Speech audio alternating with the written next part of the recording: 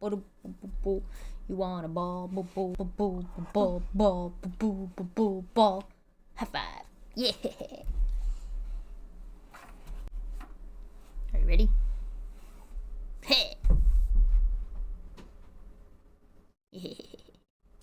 What? Get the ball. Unbelievable. This dog doesn't know how to dog. Boop. Boop.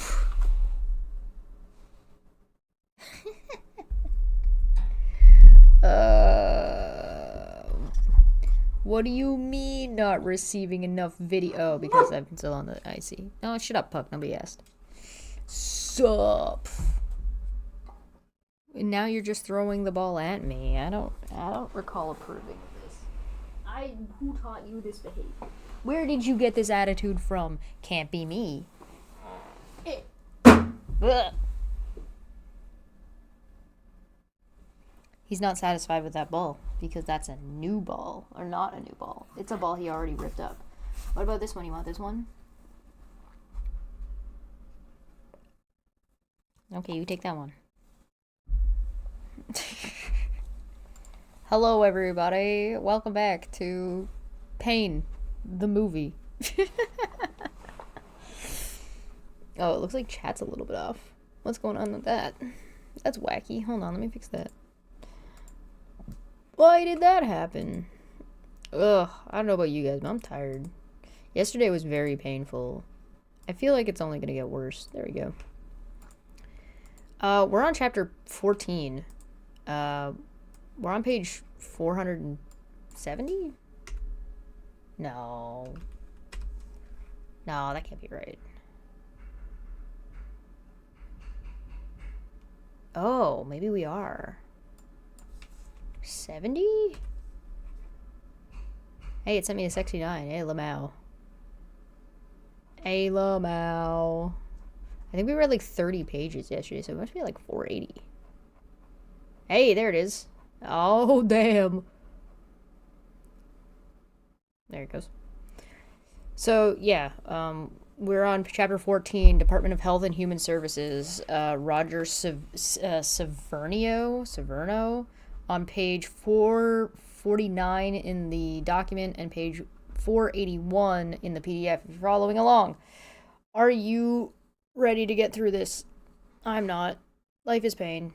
Alright, at least we're out of the environmental stuff, which was terrible. Let's go. If the United States Department of Health and Human Services, HHS... Oh, yeah, by the way, next Wednesday. I'm not going to be here talking about this next Wednesday. I'm actually going to be over on Reasons to Doubt next Wednesday talking about this. So if you're interested in that, there'll be a link that'll come out sometime soon. Watch the community tab. You had 2 kindergarten birthday parties this weekend and 3 doctor's appointments since Monday. Jesus, I crave the enveloping darkness. Damn. Oh, I didn't. That's why it was off. I didn't zoom this in.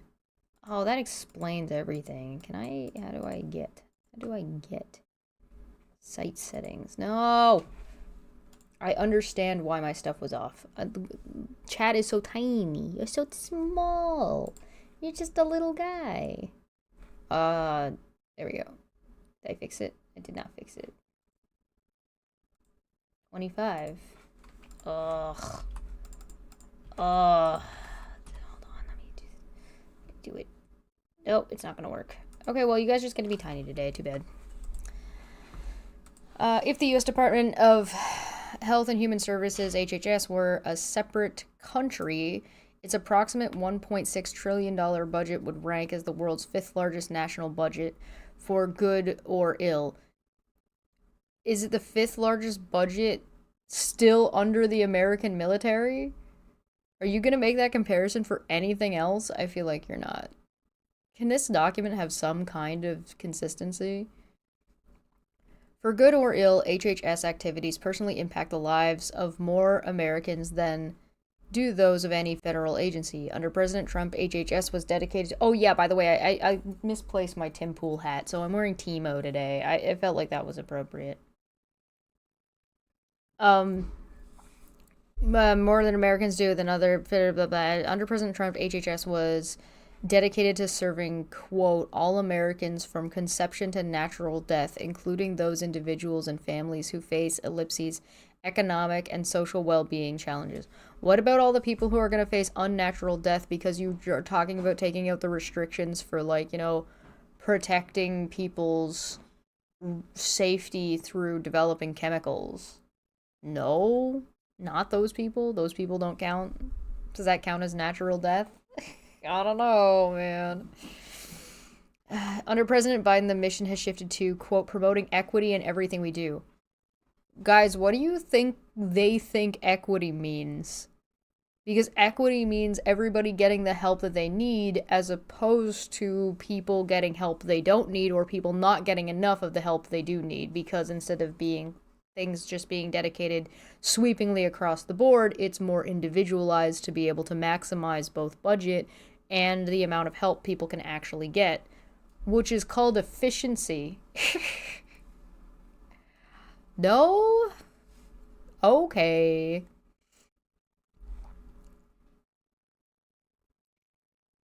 For the sake of, quote, population sharing a particular characteristic, including race, sexuality, gender identification, ethnicity, and a host of other categories.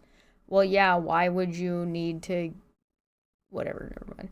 As a result of HHS having lost its way, U.S. life expectancy, instead of returning to normal after COVID-19 pandemic, continued to drop precipitously to levels not seen since 1996, with white populations alone losing 7% of their expected lifespan in 1 year. You know, the emergency part of the pandemic being over does not mean that COVID is gone, right? It takes time to bounce back. Never mind. Nothing less than America's long term survival is at stake. I guess I don't disagree with that. Accordingly, HHS must return to serving the health and well being of all Americans at all stages of life instead of using social engineering that leaves us sicker, poorer, and more divided. Overview HHS. Why is this? HHS consists of 11 operating divisions that have varying degrees of practical independence from the Secretary of Health and Human Services, and 15 staff divisions that are directly under the Office of the Secretary.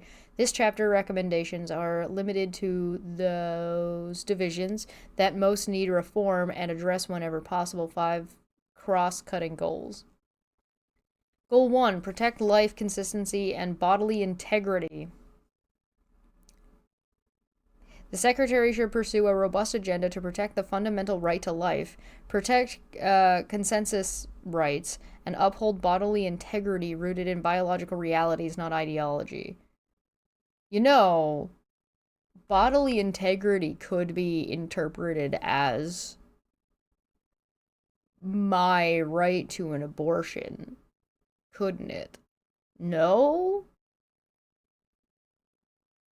From the moment of conception, every human being possesses inherent dignity and worth. Well, that's just like your opinion. And our humanity does not depend on our age, stage of development, race, or abilities.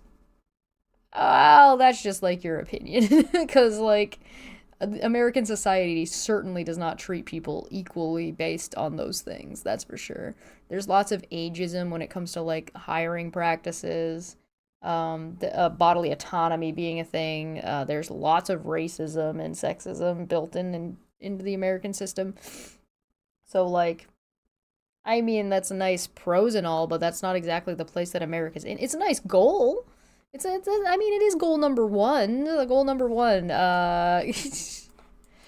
Don't discriminate. The Secretary must ensure that all HHS programs and activities are rooted in deep respect for innocent human life from day one until natural death. Abortion and euthanasia are not healthcare.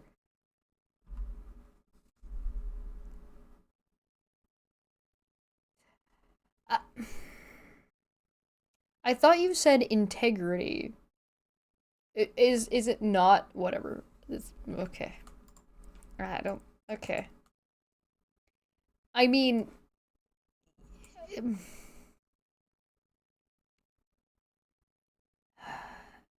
is someone's psychological state healthcare? I'm just curious. A robust respect for the sacred rights of conscience.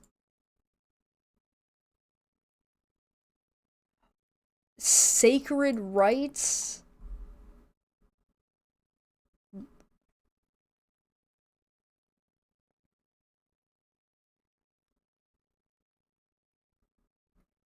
Human beings possess.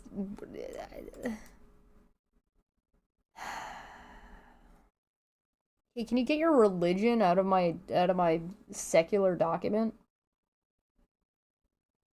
A robust respect for the sacred rights of conscience, both at HHS and among government and institutions funded by it, increases choice for patients and programs beneficiaries and further pluralism and tolerance. No, it doesn't. This is not freedom of choice. This is removing choice. This is anti-choice. The Secretary must protect American civil rights by ensuring the HHS program and activities follow the letter of and spirit of religious freedom and conscience protection laws. Nobody is saying you have to get an abortion or have to euthanize. Like that has nothing to do with what does religious freedom have to do with the HHS and civil rights? Yeah, our heads are already exploding. We're not even paging this. Radical actors inside and outside government are promoting harmful identity politics that replace biological sex with subjective notions of gender identity. It's not a replacement, it's an acknowledgement that it's been like that. It's always been like that. And if you want to change it, I mean, okay, but you have to acknowledge that that's where it is. Hypo. And bases a person's worth on his or her race, sex, or other identities. That's not what's happening. Just saying that they have worth is what is happening. This destructive dogma, what is destructive about it? Under the guise of equity, I like that equity's in quotes, threatens America's fundamental liberties as well as the health and well-being of children and adults alike. The next secretary must ensure that HHS program protects children's minds and bodies and that HHS programs respect parents' basic rights to direct the upbringing, education, and care of their children. Okay, so I'm back to asking this question again. Where is this fundamental right of parents over their children to treat them as property coming from? I question a parent's right to their children. Pibbles in schools.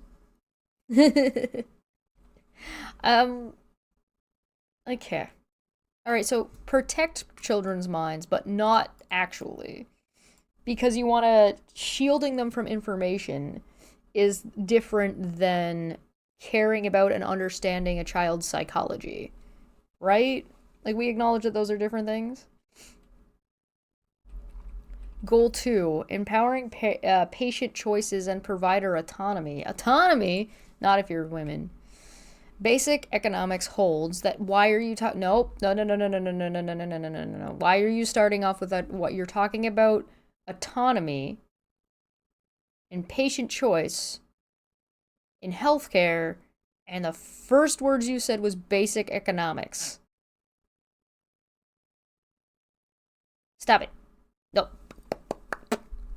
I need a... Stop it.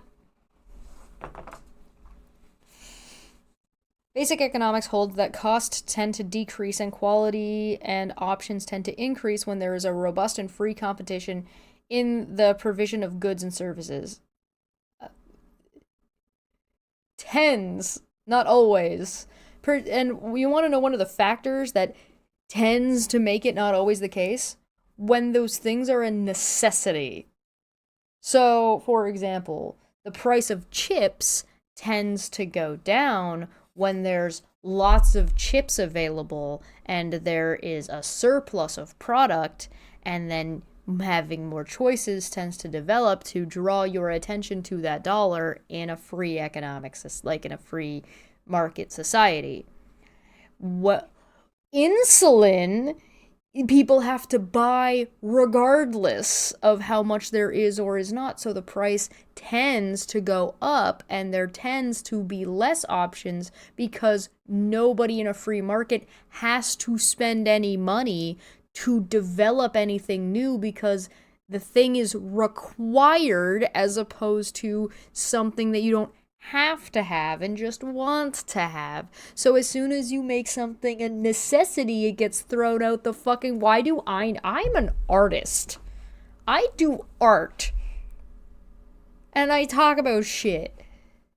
How do I have a better understanding and a better representation of understanding what the word tend means in this context of economics than the people who like went to Harvard who wrote this shit, or Yale, or wherever the fuck the elites of academia that they were bitching also about in this last time.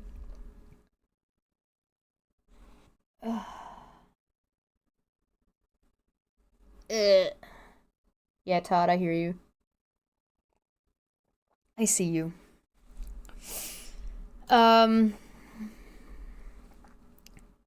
Healthcare reform. My mom didn't hit me. Hey, Timo. What do I think about the Timo rework? Okay, he looks adorable. His music, this champion theme is on crack. His animations look great. I'm a fan. I haven't played it yet, but I've watched it, I've seen the stuff, and I think he's cute. There's only one voice line that throws me for a loop, and he says they changed the voice line from never underestimate the Scout's code to never underestimate the Scout code, and like just not having that S on the end of Scouts, it like threw me for a loop. They bought their degrees, they didn't earn them. Ooh, is that what academic elites really means? That rich mommy and daddy sucked off the dean to get you to pass? Is that what that means? Ooh. So you can get your degree. Anyway, yeah, this is just wrong. Well, okay, so this isn't technically wrong, but this word, tend to, is doing a lot of heavy lifting about something that this that this whole spiel is not applicable to. So, okay. Healthcare is no exception. Yes, it is. I just explained how exactly it is. It is not only is it, okay, tell you what, let's agree with it instead. Correct, healthcare is not an exception. Healthcare is an entirely different category. Healthcare not only is healthcare not in a free market capacity regardless, but also it's not a fully free market regardless in America. That's why you have insurance, right? If it was a free market, you wouldn't have insurance companies. But besides that, America's not the only way that does it. But also, again, it's a necessity. It's a need, not a want. So it doesn't apply. It's not only is it not an exception, it's just a whole different category of economics. An honorary Tenkenhofen degree. Ugh. Healthcare reform should be patient-centered and market-based, and should empower individuals to control their healthcare-related dollars and decisions. Of course, providers who deliver healthcare also need the freedoms to address the unique needs of their patients. States should be oh, you mean like having absurdly aggressive regulations and punishments for a miscarriage or for an abortion is restricting the provider's ability to discharge their responsibilities or limit their ability to innovate through government pricing controls or irrational Medicare and Medicaid reimbursement schemes? Finally, America's broken insurance system, run largely through confusing provider networks and third-party payers, employers, induces overconsumption of healthcare. Overconsumption of healthcare. They're talking about this like it's a real like that's a problem? Thanks, I misplaced my Tim Pool hat, so I'm Timo today. I don't know where it went. I'm sure it's around. Taliban just outlawed television that shows humans or animals. I saw them doing something like that. They said no imagery of things that are alive, and I said, so are we only allowed to have pictures of rocks? Is that what we're doing? Is that what we're doing here? I mean, wooden furniture is just made out of a corpse, right? Uh, limits consumer shopping and hides true costs from patients. The federal government should focus reform on reducing burdens of regulatory compliance. What? Reducing regulatory compliance, unleashing innovation in healthcare delivery, ceasing interference in the daily lives of patients and providers, allowing alternative insurance coverage options, and returning control of healthcare dollars to patients making decisions with their providers about their health and care treatments and services.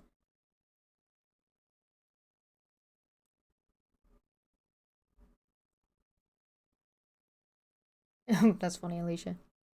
Goal 3. Promoting stable and flourishing married families. Families comprised of a married mother, father, and their children are the foundation of a well-ordered nation and healthy society. Didn't you just say you needed to get the fuck out of people's lives and personal shit?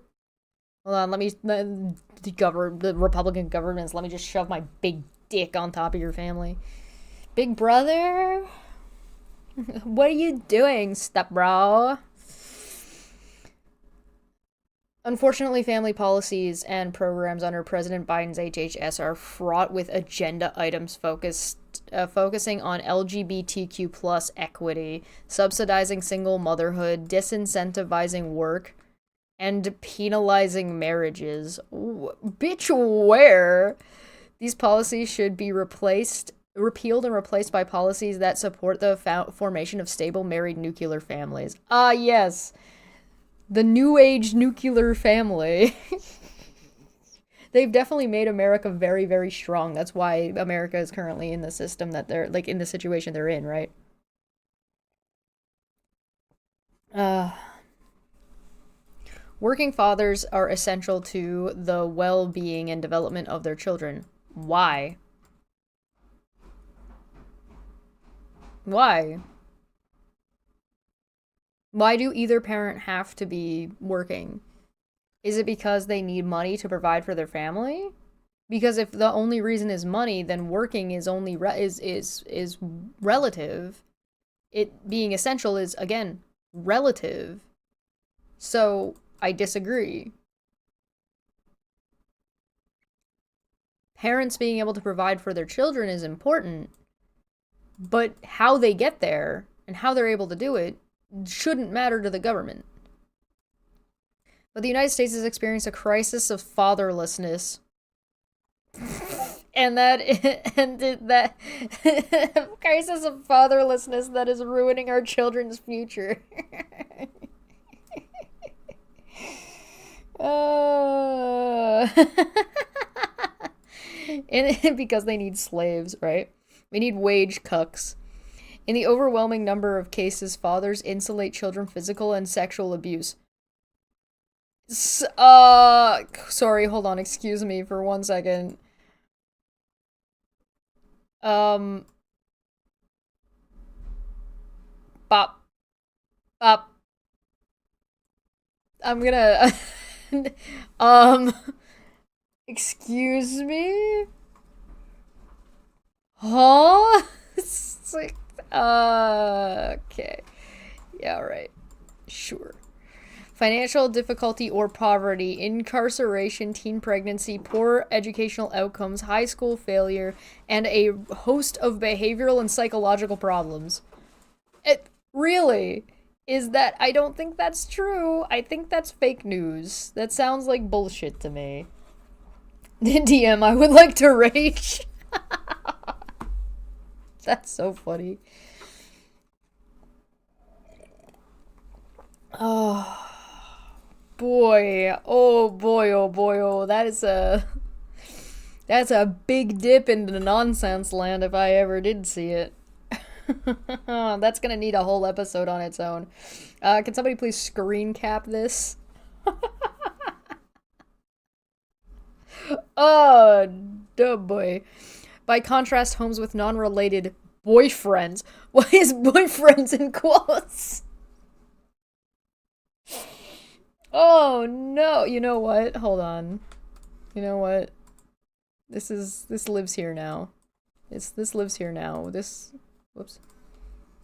This lives here now. We're just gonna put that right there. We're just gonna put that in the this lives here now. This exists in this document forever. We're just gonna right there. This is just gonna be on a loop. It lives there. Don't mind that. It's fine. Let's slow it down. Ooh.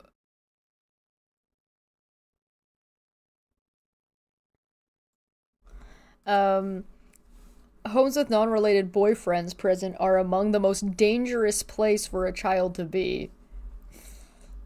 HHS should prioritize married fathers' engagement in messaging, health, and welfare policies. Oh, so women aren't good at protecting their children and bring predators around their children. In the context of current and emerging reproductive technologies, HHS policies should never place the desire of adults over the rights of children to be raised by the biological fathers and mothers who conceive them.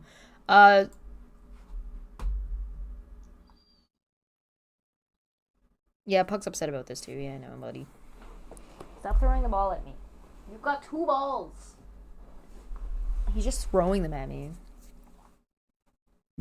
He's trying to trade me. I'm not trading you.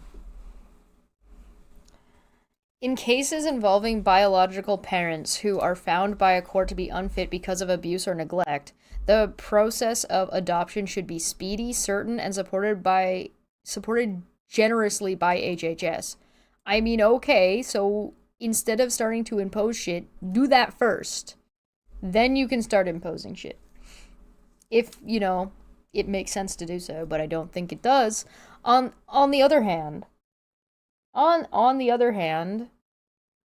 where does that leave the adopted parents?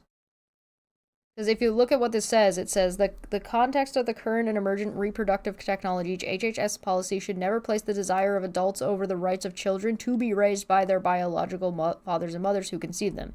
In cases involving biological parents who are found by a court, parents, plural, not one, plural, who are found by court to be unfit because of abuse or neglect, and they admit that the only reasons are abuse and neglect, not working, not having boyfriends. We're talking about abuse and neglect. The process of adoption should be speedy, certain, and supported generously by the HHS. So where does that put parents who are doing the adoption in here? Goal number 4, preparing for the next health emergency. The COVID-19 pandemic demonstrated how catastrophic a micromanaging, misinformed, centralized, and politicized federal government can be. That was Trump!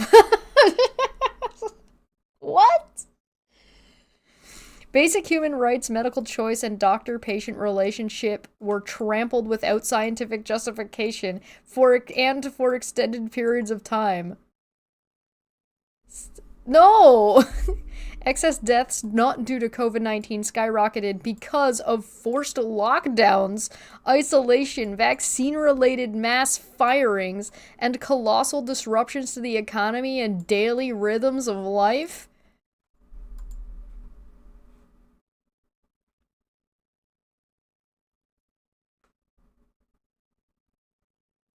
You lie! You lie!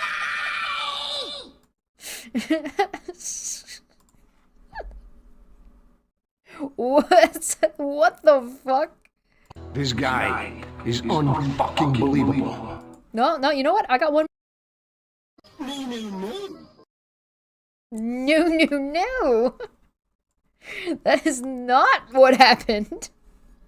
Oh, dear Lord.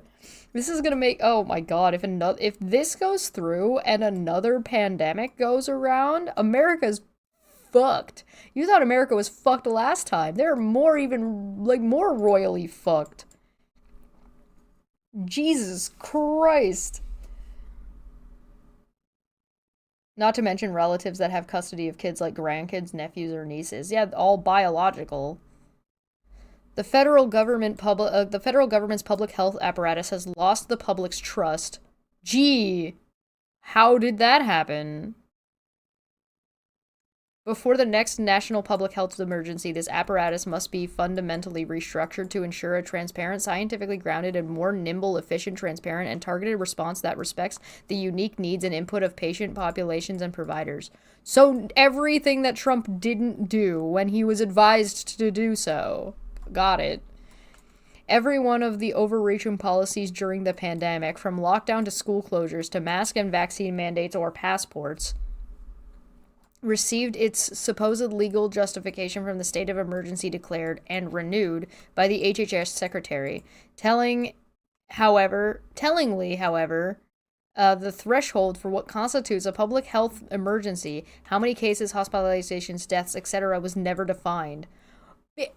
Because you want to prevent those things. Why would you use after the fact problems to define the emergency part? So the whole point to declaring the emergency was to do less of these things. If you set a number for these things, then your emergency response is going to be too late, you fucking morons. Oh my god.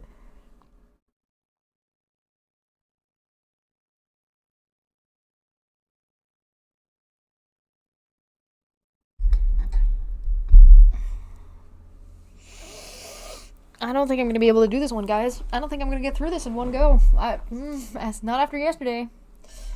For the sake of democratic accountability, we must know with clarity what will trigger the next emergency declaration and, just as important, what will trigger its end. Unaccountable bureaucrats like Anthony Fauci. Hey, if you're watching this in the future, please note the COVID information tag that's going to be on this video. Who actually ran the government when Trump was there, because he didn't seem like that capable of multitasking.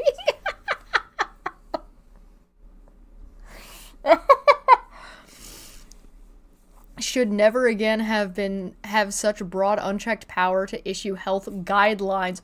What do you mean unchecked power to issue guidelines? He wasn't instituting laws and reforms. He was just like, hey, you're gross, wash your hands. Guys, they're mad about soap. This is 46 pages. I'm not doing it. They're literally mad. They're literally mad that some dude was like, yeah, guys, national health emergency, wash your hands. What is wrong with you people? I don't understand. My civil rights. Somebody told me to wash my hands. Are Republican Americans kindergartners? Like, throwing a whole ass tantrum and trying to overthrow the teacher because they were told to wash their hands? Are they the kindergartners from the TV show Recess? Is that what we're experiencing?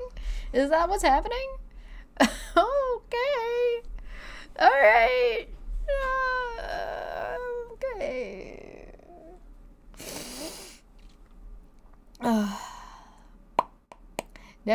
Never again should the public health bureaucrats be allowed to hide information, ignore information, or mislead the public concerning the efficacy or dangers associated with any recommended health interventions. Oh, you mean like telling people to drink bleach? Like that? Puck, I'm not trading. No.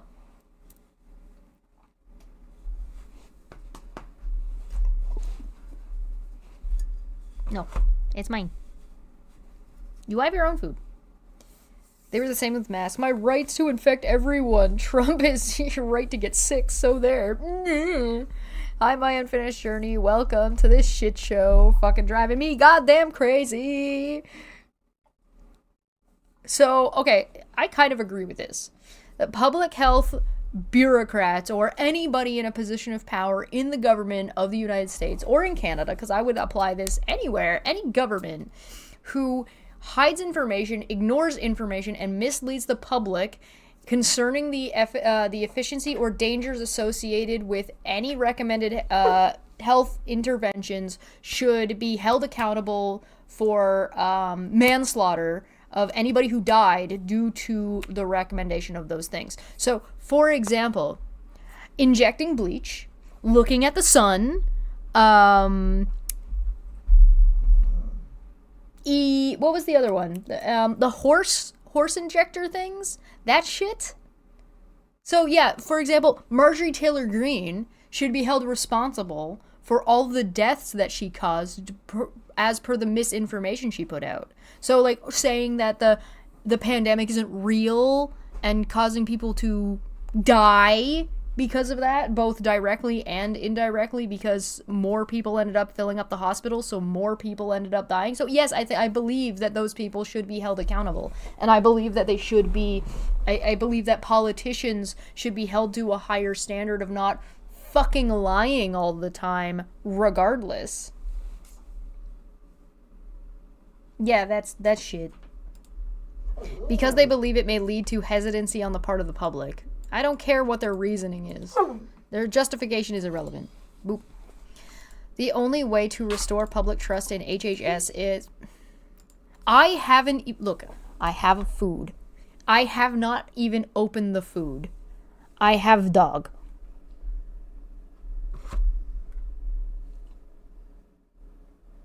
You're unbelievable. You're very cute, though. Let's see if I can get you guys like a... This is what it looks like from my angle. Hi. I'm not giving you food. No.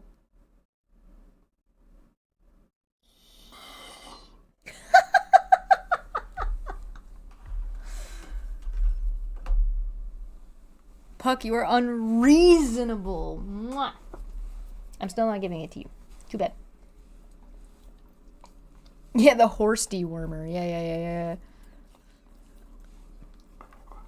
The only way to restore public trust in HHS as an institution capable of acting responsibly during a health emergency is through the best of disinfectants light. Oh, God. How do you know it's a Caesar salad? Oh, it says chicken Caesar on it. I was like, how did you know? It literally says chicken Caesar on it. It's a chicken Caesar, like, crepe thing. Yo, welcome. What if I put it up and over here? Now will you go away? I appreciate you, but it's not for you! Athens, you might want to click the video back by, like, a minute and a half. Goal 5, instituting greater transparency, accountability, and oversight. The next administration should guard against the regulatory capture of our public health agencies by pharmaceutical companies, insurers, hospital conglomerates. Oh, you mean like J.D. Vance taking money from that insulin developer? You mean stuff like that? No. And related economic interests that these agencies are meant to regulate. We must erect robust firewalls to mitigate. All he did, I put it on the other side of the desk. He has now gone around the desk, and now he is sticking his nose out right here.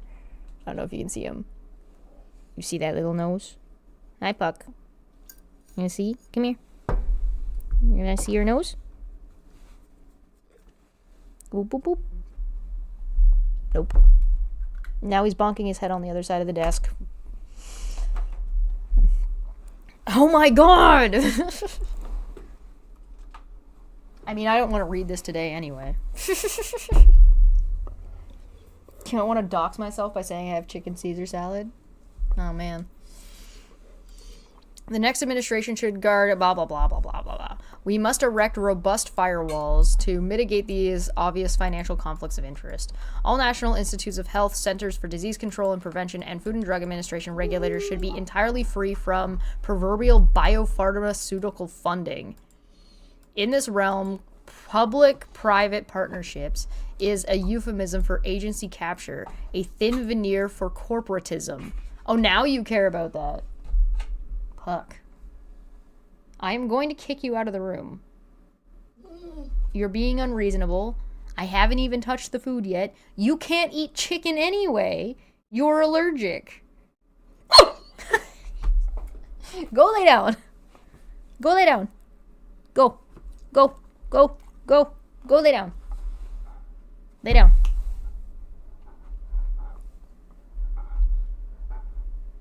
That's sitting. Lay down. Lay down.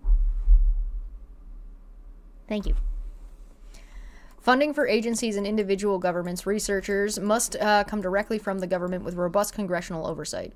We must shut and lock the revolving door between government and big pharma. Regulators should have a long cooling off period on their contracts. 15 years would not be too long. That prevents them from working for companies they have regulated. Similarly, pharmaceutical companies' executives should be restricted from moving the industry into positions with regulator agencies. Oh, so you mean like we shouldn't have somebody who like is a big oil tycoon in charge of the environment, like in the seat for in charge of environmental stuff like that? Finally, HHS should adopt metrics across the agency that can objectively determine the extent to which the agency's policies and programs achieve desired health and welfare outcomes, not agency outputs. What is not measured is not achieved. That okay. Sure. Your whining dog is making my dog whine. Thank you. That's very funny.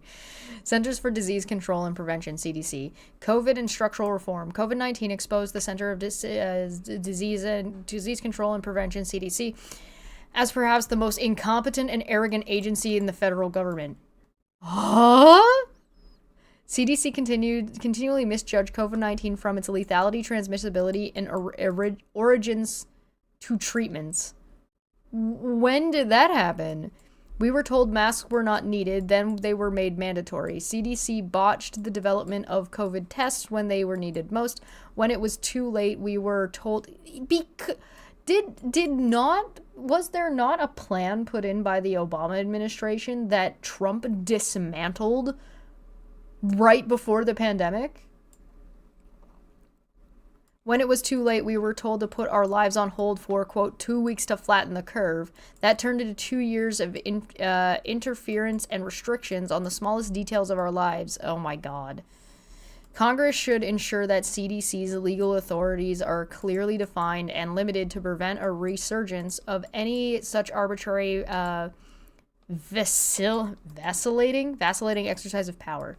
Hey, it was a state of emergency. Hey. The CDC is Center of Disease Control and Protection, and it was a disease control and prevention type scenario, so it makes sense that they would have to exercise more or less power a little bit based on that time. Also, I'm still in favor for everybody just getting 2 months off for a whole fucking, every year. I think we should just do that. At the beginning of the year and at the end of the year, everybody should just get a month off. Because this is the Heritage Foundation, not President Trump. Oh, you mean the President Trump who said that he had already actually done a lot of this stuff that was proposed in this? That President Trump? Hold on, let me see if I have that. Hold on. I understand citation needed. Hold on. Let me get that for you. Let me make sure that I have that. Get out of here with your ads.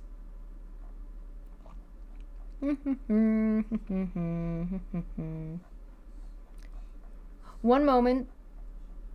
Nope, that's not it. That's trans people in the 40s being on TV. Or sorry, not the 40s. What year was that? Oh, 1980.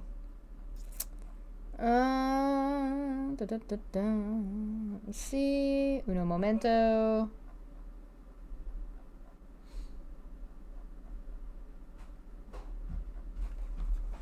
Trump.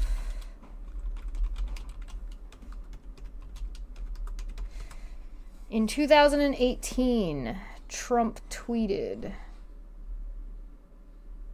Right here we go. Let me just open this up real quick for you. This Trump? The Heritage Foundation has just stated that 64% of the Trump agenda is already done, faster than even Ronald Reagan. Quote, "We are blown away," said Thomas Bynum, the Heritage of Heritage. President Trump, quote, "is very active, very conservative, and very effective. Huge volumes of and spectrum of issues from 2018. This Trump? This one?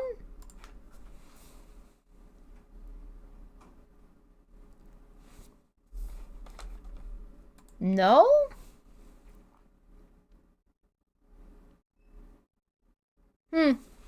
Not that one? A different Trump? Are you talking about a different Trump?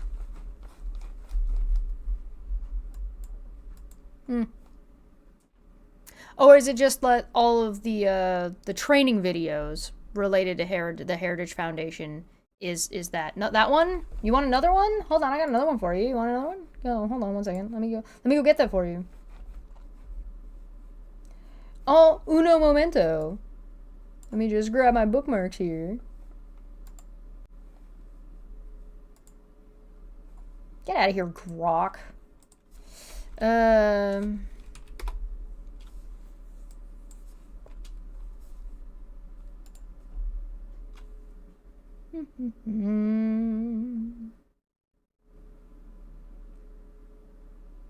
Project 2025 was written for Donald Trump by hundreds of Trump officials. Project 2025 mentions Donald Trump 312 times. It's a 180-day action plan for Trump for him to get into office. It's written specifically for him.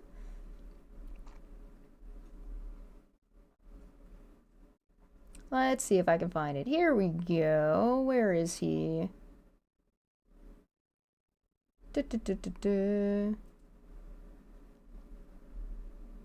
I got one more for you.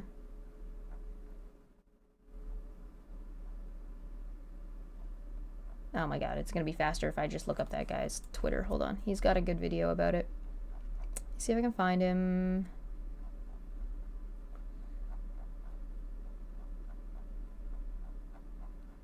Sorry, my Twitter feed is flooded with Markiplier's movie or TV show premiering, so you should totally go check it out. No, hold on. I got another citation for you. Give me 1 second. Or five? Is 5 citations too many?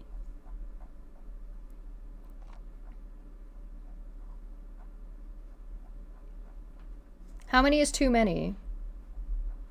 Marcy, you didn't just say that and then run away, did you? Oh, where is he? Oh my god. It's gonna be such a pain in the ass. I wish I could remember the guy's name off the top of my head. I follow him.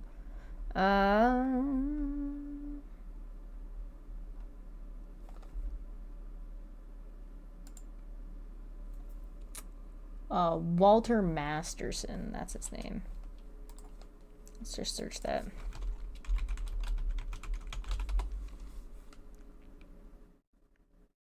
Here he is. Let's just go through and take a quick boo. See if I can find his video real quick. Ah, here we go. Marcy. Marcy didn't leave, did you? Marcy, come back. Let me put this audio on for you.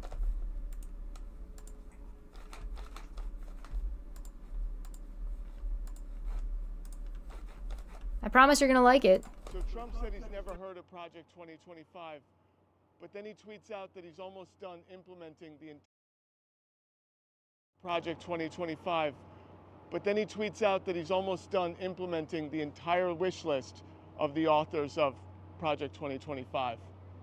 Got it. Yep, that tweet is still up. Donald Trump tweeted that in 2018, and it's still up today. The plan is to stack the federal government with Trump loyalists. Now, if you don't believe me, you can believe Date Right's John McKinty. I work for the Heritage Foundation on their Project 2025, which is in charge of staffing the next administration should Trump win. So in the last year of the administration, last year in the White House, I ran the personnel office, which is in charge of like hiring and firing 4,000 political appointees in the executive branch, anything from like the Secretary of Defense to like a scheduler. So we're kind of like thinking ahead, like if Trump wins in November, who are good people to get in, giving him like a team that's all rowing in the same direction to like really hit the ground running. Because, you know, when you have a candidate that like Trump that's a little more outside the box, you need people that agree with him. So what you just saw was John McKinty in his real voice explaining that Project 2025 is specifically for when Trump gets back into office. For all of you people saying, oh, Trump said he's never heard of it, either Trump's lying or Date-Right is lying.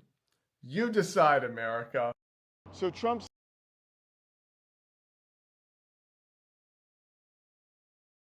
Just to be clear, one more time, this guy ran the personnel office of the White House for Trump staffer, and he worked for the Heritage Foundation on Project 2025 to help staff for Donald Trump because he is unique and needs people that are only going to agree with him in office.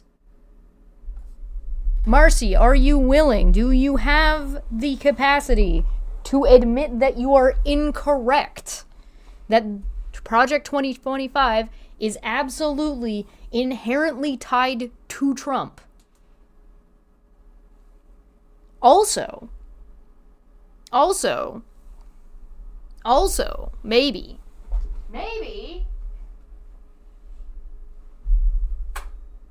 it would be problematic regardless of whether or not it's related to Trump. Project 2025 is disgusting and terrible. And if it's not Trump and it's somebody else, it's going to be equally as bad.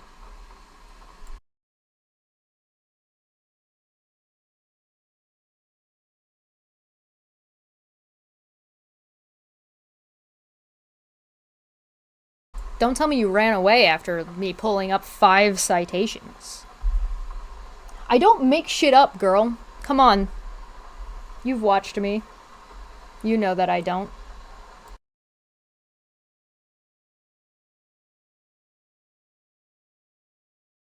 I muted and then started talking. The CDC should split into 2 separate entities housing its 2 distinct functions. On one hand, the CDC is now responsible for collecting, synthesizing, and publishing etymological data from individual states, a scientific data gathering function. This information is crucial for medical and public health researchers around the country. Oh, now collecting of data is a good thing and is definitely crucial, but when it was greenhouse gases, they shouldn't do it. Bias, I see. On one hand, that doesn't sound very equal, does it? On the other hand, the CDC is also responsible for making public health recommendations and policies, an inescapable political function. At times, these 2 foundations are in tension or clear conflict. In February 2022, for example, it was reported that, quote, 2 full years into the pandemic, the agency leading the country's response to the public health emergency has published only a tiny fraction of the data it has collected, much of which, quote, could have helped state and local health officials better target their efforts to bring the virus under control. A CDC spokesperson said that one of the reasons was, quote, the fear that the information might be misinterpreted. So misrepresented and misinterpreted are 2 different things. I would also like to point out, by the way, yeah, we're going to need a big citation on that. There is a number 4 citation, so maybe if we remember at the end, we'll take a look. These distinct functions should be separated into 2 entirely separate agencies with a firewall between them. We need national epidemiological agency responsible only for publishing data and required by law to publish all the data gathered from states and other sources. In a state of emergency, regardless of what the data might say or the way it would be interpreted, I don't know if that's necessarily a good idea. Maybe you should educate your populace so that way you don't have to worry about the information being misinterpreted, especially when there was a bunch of people, like, you know, the president at the time, who was in fact misrepresenting the information. Go figure. Go figure. Yeah, thank you. Applaud me. Applaud me for learning how to sound it out. A separate agency should be responsible for public health with a severely confined ability to make policy recommendations. The CDC can and should make assessment as to the health costs and benefits of health interventions. And we're back to them wanting to make cost and benefit analyses on things that are not supposed. This is a state of emergency during a pandemic regarding the health and safety of your populace. You're insane. But it has limited to no capacity to measure the social cost or benefit they may entail. For example, how much risk mitigation is worth the price of shutting down churches on the holiest day of the Christian calendar and far beyond has happened in 2022. Oh yeah, did every Christian in America have a crisis of faith because they couldn't go to church on Christmas? Even though they could? Whatever happened to reading the actual Bible? Do you know what the actual Bible says? Gather when you can and where you can. The church is only a one place to go. Worship to and amongst yourselves in private. Fucking what a bunch of bitch babies. Remember when I said they're trying to instill a theocracy? Yeah, they're trying to instill a theocracy. This is what happened to India in the 50s when they instilled a theocracy. And look how that's going. I shouldn't say India. It's not all of India. That's not very geographically clear. Where am I talking about? The Taliban. The Taliban are specifically... Is that Afghanistan?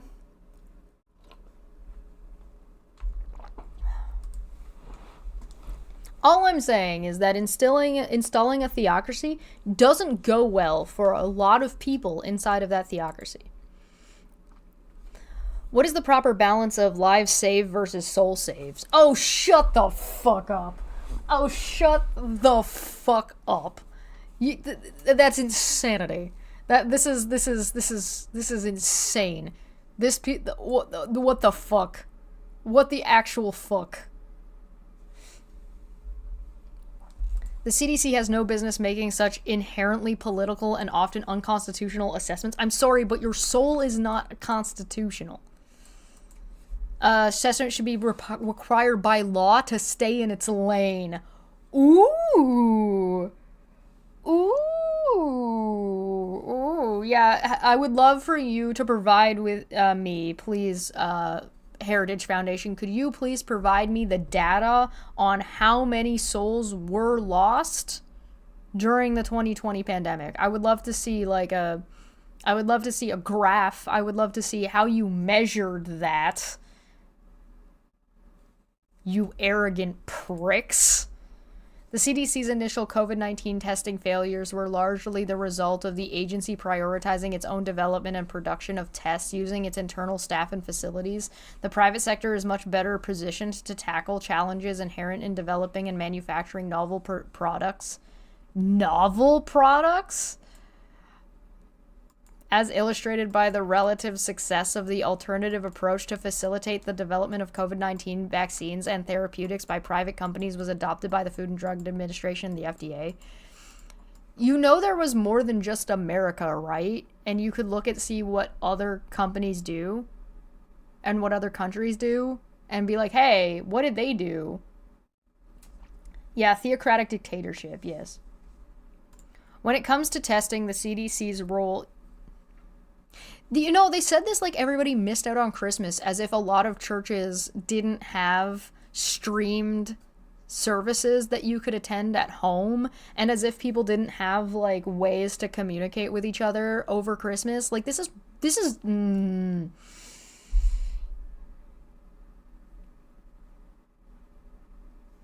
this is so dishonestly manipulative of a political movement trying to co-opt people's belief system and how they might have and their emotional state that they might have felt about their spirituality during a worldwide emergency. Asinine is another word for it. Yes. Like, this is just trying to weaponize God and the Christian faith against everybody else, and Christians should be freaking the fuck out reading that. Any Christian who believes they're like any Christian of good faith, and I mean like with honesty and integrity, and like who earnestly believe what they are pushing forward, should read that and have like a heart attack. Yeah, first they would have to demonstrate what the fuck a soul is and how many there are. I know, right? Like, even if you do, they can't even answer that consistently. Do dogs go to heaven? Do dogs have souls? I'd love to know. I'd love... How many dogs died during the plandemic? Get the fuck out of here. This is horrid. I don't know if I hate this more or less than the environmental thing. Yeah, good people is what I mean, yes. Good people of a religious persuasion.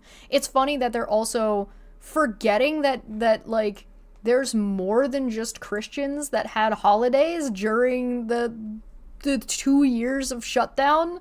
Like, it wasn't just Christians. Like, every other major religion and even smaller religions have holidays throughout the year, but they only care about the Christians. What happened to being equal, guys? Did you throw that one out the window when you brought up the that you wanted to have DEI hires? Yeah, Hypocrites. He met a COVID denier at Oktoberfest and he was insufferable and kept trying to talk to me. I would rather talk to a pushy vegan. When it comes to testing, the CDC's role should be similarly to facilitate rather than supplant the efforts of private test developers, academic laboratories, state public health laboratories, and clinical testing providers. When responding to a novel pathogen, why do you keep calling it novel? It's like, COVID's not gone. Landon's got COVID right now. The CDC should focus on gathering and disseminating information, including specimens needed for development of positive controls and reference panels, and ensuring that test developers can develop and validate diagnostic tests. These challenges will require a shift in priorities and culture at the CDC and throughout HHS more broadly. So they just want to take what the CDC does, throw it out the window, and give it a whole nother job. A vegan teacher? Ooh, that's mean. Most problematically, the CDC presented itself as a kind of super doctor for the entire nation. The CDC... What? The CDC is a public health institution, not a medical institution. They told you to wash your hands, you fucking nugget. You know what? To be fair, I'll go a step further here. Everybody should have soap. Soap should be free. Like, clearly you should be allowed to go to the store and buy whatever, like, specialty smelly soap you want. But I feel like everybody should have access to, like, 1 bar of soap being delivered to their house, like, once a month. Like, everybody should get, like, you got 4 people in your house, there should be at least 1 bar of soap. Like, you know what I mean? Does that mean, like, the president at the time, which was Donald Trump, by the way, was acting as a super doctor when he told people to inject bleach?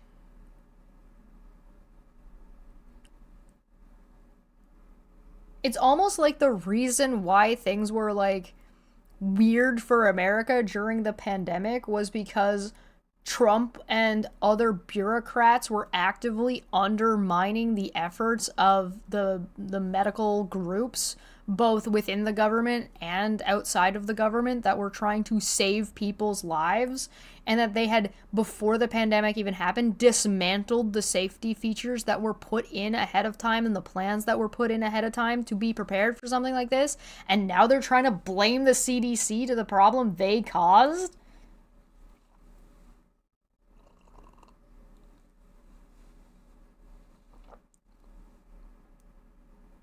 Hey, listen, I just think that we should also put our delivery system, the postal service, to like more like work to make more work that people will feel the effect of more readily, so that way people value the postal service more, because people should value the postal service more, because the postal service is fucking amazing and they need to be maintained and they need to be treated better. So I think if we give them the job of delivering everybody a bar of soap once a month, that'd be a good idea. Tide Pods. Blee. Blee. Most problematically, the CDC presented itself as a kind of super doctor. It's fucking ridiculous. According to its mission statement, the agency focuses on disease prevention and control. Yeah. By telling people to wash their fucking hands and providing guidelines. That's not new. Environmental health and health promotion and health education activities. It's not qualified to offer, and usually does not purport to offer, professional medical opinions applicable to specific patients. It didn't do that. From time to time, the CDC offers findings and recommendations that complement medical practitioners often will consider that competent medical practitioners will often consider in arriving at a professional medical judgment for a particular patient.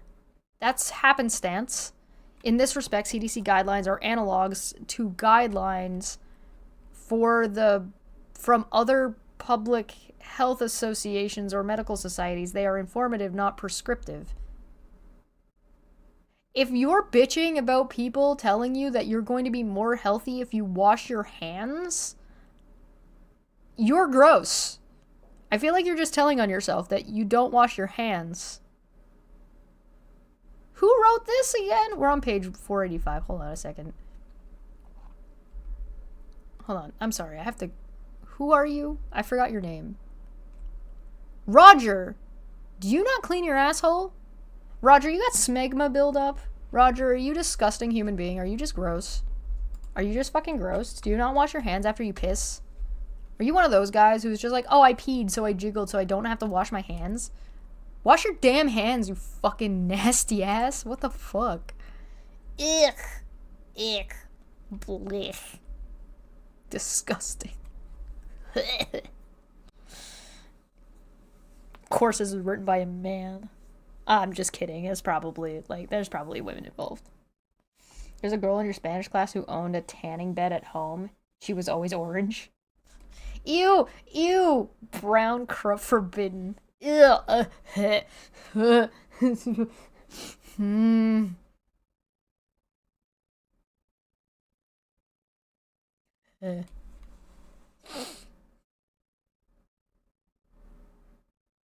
By statute or regulation, CDC guidance must be prohibited from taking on a prescriptive character. For example, never again should CDC officials be allowed to say in their official capacity that school children should be masked or vaccinated through a schedule or otherwise. Why? That's not a prescription for an individual, guys. Nice bait and switch. Good try, but no. Hey, Marcy, you didn't come back.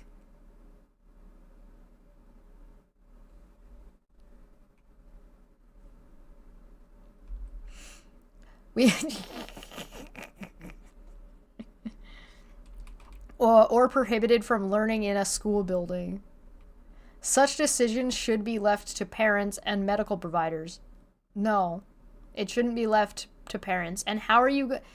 Okay, so you want, during a pandemic, during a state of emergency, for every parent to go and schedule a doctor's appointment with their pediatrician for the pediatrician to then tell all of them the same thing?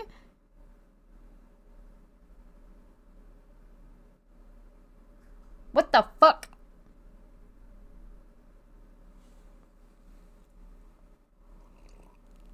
And so how do you want those, are there enough pediatricians in the first place? 2, how do you want the parents to pay for that trip because you're privatizing all of the medical care?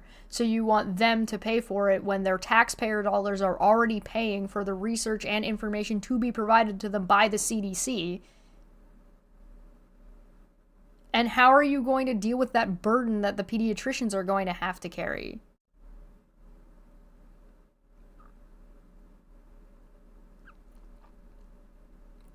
Like, how do you expect any of this to actually function? This is rhetoric that has no basis in reality or any functionality whatsoever. Like, that's not going to work. And what are parents supposed to do in the meantime? Just keep them home thinking that until they get their pediatrician's recommendation?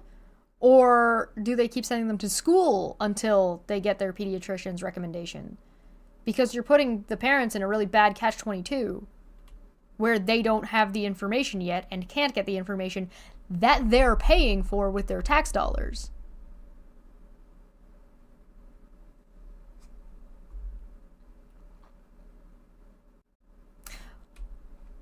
We have learned that when CDC says what people should do, it readily becomes a must backed by severe punishments, including criminal penalties. Such as, example, I'm sorry, how many people are in jail right now for not having mask mandates? For not following mask mandates? What the fuck are you talking about? Didn't you just say that there should be, like, punishments for people spouting misinformation?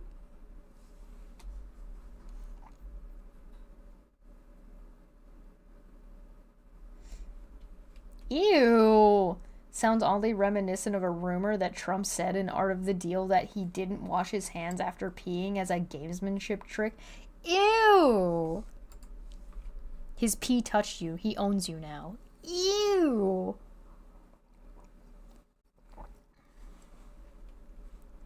Fucking toad looking ass. CDC should report on the risks of and effectiveness of all infectious disease mitigation measures despondently and leave the should or must policy calls to politically accountable parties. How are the CDC not accountable? Conflicts of interest. There was a time when the CDC could not take money from the pharmaceutical industry, but in 1992, the agency discovered a loophole in federal law that allowed it to accept pharma contributions through the non-profit CDC Foundation. The money started flowing immediately. From 2014 to 2018, the CDC Foundation received $79.6 million from pharmaceutical corporations like Pfizer, Biogen, and Merck. This practice presents a stark conflict of interest that should be banned. I would like to point out that $76.5 million is still less than Elon spent on Twitter. Data systems. Not for any particular reason, just for a frame of reference.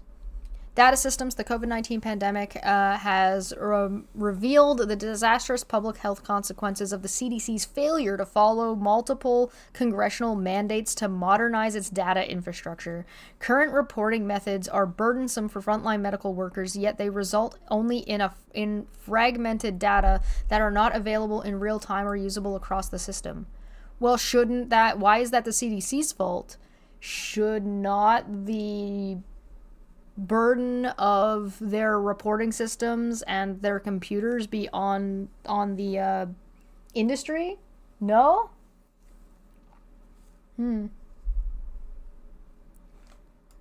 Oh yeah, the Russia tape. Oh, I forgot about that. Ew. Listen, I'm not gonna yuck anybody's yum, but fucking Donald Trump doing anything is disgusting. Wash your hands. There are ways to pee on people and have it be like a thing, but aftercare, all right? That's all I'm saying. I just don't trust in Trump's aftercare. No faith.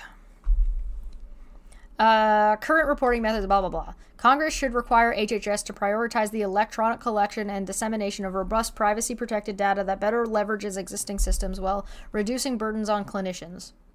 HHS should also enter a public-private partnership with a data management expert to develop a system that makes critical information available to healthcare workers and policymakers in real time. You mean like... You mean like CrowdStrike? You better be super hydrated coming near me with that. That's very funny. I like that. That's a very funny biology joke. I like that. Oh my god, the couch. Why are they all so weird? The CDC operates several programs related to vaccine safety, including the Vaccine Adverse Event Reporting System, VAERS, VAERS, Safety, Vaccine Safety Data Link, or the VSD, and Clinical Immunization Safety Assessment, or the CISA project. Those functions and their associated funding should be transferred to the FDA, which is responsible for post-market surveillance and evaluation of all other drugs and biological products. Respect for life and conscience. Conscience. I hate the way that conscience is spelled. It drives me crazy. Because it looks like conscience. My brain doesn't do it. This is getting weird. Getting weird? I feel like we were long weird back in like 2016. The CDC should eliminate programs and projects that do not respect human life and conscious rights that undermine family foundation. It should ensure that it is not promoting abortion as healthcare. Abortion is healthcare. And it also helps support families. Because in any other circumstance, you end up with an alive father, an alive daughter, a dead mother, and a dead brother. If you're talking about your classic nuclear family. You end up with a single father to a daughter, or a son. You end up with a single father. A widower, as it were.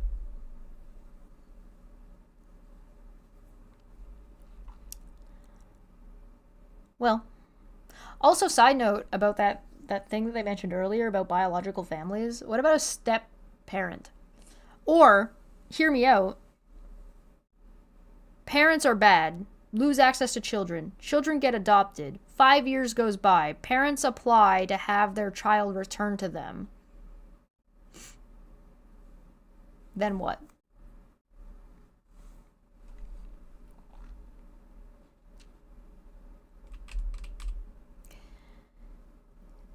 It should fund studies into the risks and complications of abortions and ensure that it corrects and does not promote misinformation regarding the comparative health and psychological benefits of childbirth versus the psychological and the health and psychological risks of initially taking a human life through abortion, intentionally taking a human life through abortion. Hey, so you want everybody to know about the positives of you want women to be illiterate, you want them to be pushed down in a family hierarchy, and then you also want them to not be educated about the risks of and psychological effects of pregnancy and parenthood.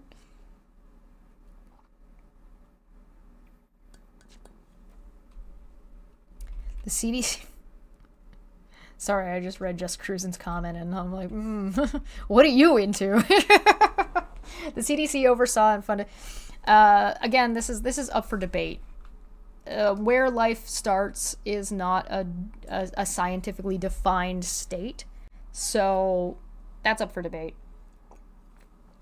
I usually don't have that debate because I don't really care, but I don't care where you decide to define it. It doesn't really change my point of view or argument. So, and I noticed that debate doesn't really change anybody else's point of view or argument either most of the time. So I just tend to throw that out as nonsense. The CDC oversaw and funded the development and testing of the COVID vaccines, with aborted fetal cell lines, incentives to the conscience of tens of thousands to hundreds of thousands of people who objected to taking a vaccine with such a link to abortion.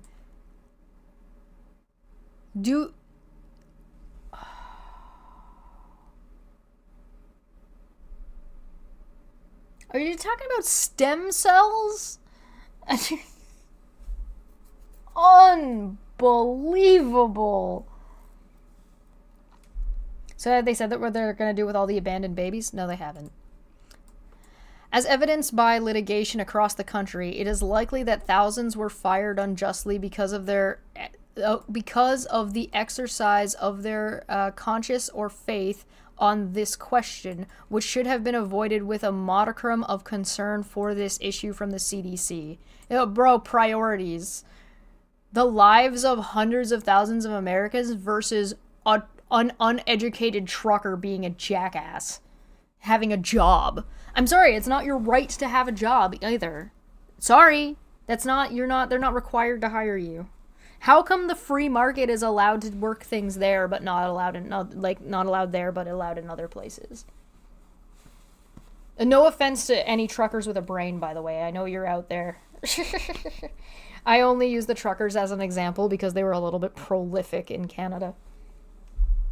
Funded by Russia seems to be the case, actually, interestingly enough. There is never any justification for ending a child's life. Well, okay, well, that's not a child, but sure. As part of research. That didn't happen. Where the fuck did that happen? That's just a fear-mongering. That's just a lie. There was no children that were ended for the sake of research. And the research benefits from splicing or growing aborted fetal cells and aborted baby body parts can easily be provided by alternative sources. What? I believe in you, Todd. Alternative sources.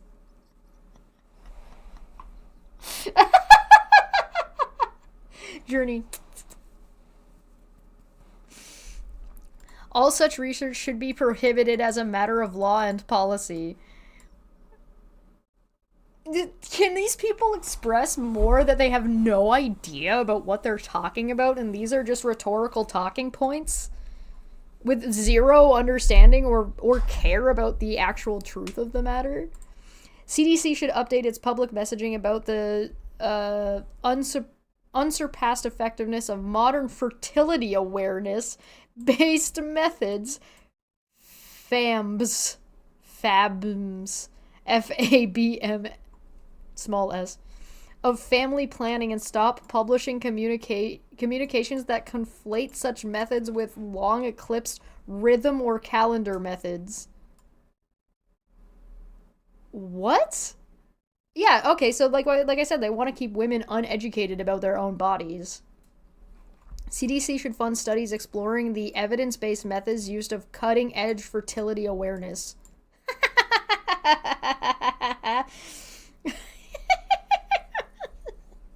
I'm sorry I'm laughing because this is like such incel talk. This sounds like some like guy who can barely grow a mustache in his mother's basement. Fucking the Moids and their fertility. Stephen Molyneux co-wrote this. Data collection. The CDC's abortion surveillance and maternity mortality reporting system are woefully inadequate. CDC abortion data are reported by states on a voluntary basis, and California, Maryland, and New Hampshire do not submit abortion data at all. Gee, I wonder why they might not want to give you abortion data. Yeah, there's apps for cycles that you can get. I'm about those kinds of apps because make sure you read the terms of service very carefully when you do that, but you can also just do it yourself on like a piece of paper. Accurate and reliable statistical data about abortion survivors, and abortion-related maternal deaths are essentially too timely, reliable public health and policy analysis. Oh, sorry, essential to timely, reliable public health and policy analysis. Whole paragraph starting with because liberal states have now become sanctuaries for abortion tourism. Hey, hon, I'm going on a trip. I'm gonna take a girls' weekend. We're all gonna go to our abortions done. Nick Fuentes. Yeah. HHS should... This is so horseshit. Sorry, this got really funny. HHS should use every available tool, including the cutting of funds, to ensure that every state reports exactly how many abortions take place within its borders, at what gestational state age of the child, for what reason, the mother's state of residence, and by what method. That is definitely not invasive of the government and overreach at all, right?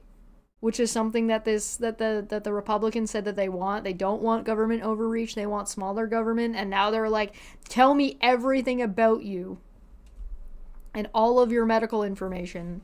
That's kind of gross. Why? So Trump can, like, breeze... Does he want pictures, too? So he can breeze through fucking everybody while he jacks off and pisses on himself in the White House? It should also ensure that statistics are separated by category: spontaneous miscarriage, treatments that incidentally result in the death of a child, such as chemotherapy, stillbirths, and induced abortion. In addition, CDC should require monitoring and reporting for complications due to abortion and every instance of children being born alive after an abortion. Well, okay, sure. You know what? I'm not gonna argue the semantics. This is just kind of gross. Moreover, abortion should be clearly defined as only those procedures that intentionally end an unborn child's life. Miscarriage management or standard ectopic pregnancy treatments should never be conflated with abortion. They are abortion. They're the same. The treatment for a miscarriage and standard ectopic pregnancy is an abortion. You dumbass. They're not being conflated. They're the same thing. Oh, good lord. Comparisons between live births and abortion should be tracked across various demographic indicators to assess whether certain populations are targeted by abortion providers. You mean doctors? Why are you talking about them like they're drug dealers? Didn't they say earlier in this that the government should not be overreaching and making there be less choices and more difficult for healthcare providers to provide healthcare? Wow, they threw that out the window real fast. That was only like 2 pages ago. And whether better prenatal, physical, mental, and social care improves infant outcomes and decreases abortion rates, especially among those who are vulnerable. Hey. You guys remember a few chapters ago, near the beginning of this, and I talked about if you really wanted there to be less miscarriages and you wanted, like, more people to have children, you needed to give them the opportunity and provide them with the socioeconomics abilities to do so. So instead of treating and you want to treat you want to treat childbirth like it's a job that women have to do, then you should actually give women the benefit and make the job seem appealing. So to do so, you would need to provide pre- and postnatal care for about 6 months beforehand, like before pregnancy, and then a year plus after birth, and that women shouldn't be doing anything before, during, and after pregnancy for that length of time, and they should be given a full salary during that time. So you're talking about, let's call it 3 years. Yeah, let's call it 2.5 years, 3 years of like a three figure salary. Seem good? I mean, it is a 24-hour job that they have to do. They're doing it 24 hours a day, 7 days a week. They don't get any breaks, right? And then that they should be provided like care packages to sweeten the deal a little bit, perks, let's call it, right? And that the child should be like cared for and have the basic necessities. And that the mother should be cared for, so they should be obviously provided an assistant. Since we need working men, right? The fathers need to be working. They already said that. So if the mother or the pregnant individual at home should have an assistant working with them to help take care of them and help them do things. They shouldn't have to take care of the house, obviously, while they're pregnant, right? It's a full-time job to be pregnant. You want it to be a sweetened deal, right? The hospital rooms where you give birth and your post care in the hospital should be immaculate. Should be like staying in a hotel. It used to be more like that once upon a time. No. You just want to put women in a fucking camp? All I'm saying is if you want this and you want these outcomes, you need to make those outcomes viable for people. They're not viable for people right now. And sticking your head up every woman's vagina is not going to convince them to want to have children. The Ensuring Accurate and Complete Abortion Data Reporting Act of 2023 would amend Title... that is... 15? 14. Nope. 19. Sorry, that one took me a minute. Title 19 of the Social Security Act and Public Health Service Act to improve the CDC's abortion reporting mechanism by... Oh, yeah, by the way you do that is by listening to women when they talk about what they need.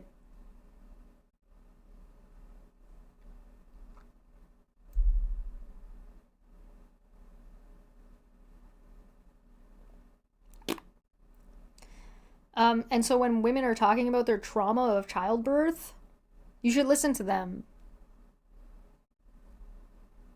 Improve the CDC's abortion reporting mechanism by requiring states as a condition of federal Medicaid payments. Okay, yeah, but you're going to take away Medicaid, so you're going to lose your leverage on that immediately. Payments for family planning services to report streamlined variables in a timely manner. So again, you're making medical necessity contingent. This is why what was proposed with the Cass report, that to get necessary healthcare for trans people was that you had to participate in studies that were didn't make any sense and wouldn't work anyway, because you can't hold people hostage for healthcare because that's incredibly unethical and literally monstrous. Also, My Unfinished Journey for Two said, use socks to like and share. Don't use socks as condoms. Ew. No, please don't. Gross. The CDC should immediately end its collection of data on gender identity, which legitimizes the unscientific notion that men can become women and vice versa. Yeah, but they can. We've already done it, so it's not unscientific. Like, we've literally already done it. Why would you limit science like that? Like, we've literally done it. Like, what do you mean? It encourages the phenomenon of ever-multiplying subjective identities. Identities are always subjective. Identities are not objective, they're subjective. That's what an identity is. That's stupid. Fuck, I used the wrong account. Food and Drug Administration, FDA. The FDA's mission includes ensuring the safety and efficiency of drugs, biological products, and medical devices. You know what? We're going to stop at the FDA. We did the CDC. We'll do the FDA next time because we're already at an hour and a half and it's going to take me forever to get through this. I only got through like 10 pages, if that. That's some nutsy sounding bullshit. Yeah, this is very fascist. This is very much... I don't know why the government needs all of my medical data because they want to oppress you. That's what... This is Big Brother talk. This is fascism. Marcy, why did you leave? Marcy, come back and answer all my citations. Marcy, no. It's okay. It's okay. I don't mean to pick on you, but you shouldn't come in here and start shit with me if you don't want an answer. You know what I mean? Oh, God. Hey, Marcy, if you want, you can come on and have a conversation with me about it. We could do a stream together. You can come on and brutalize me on stream.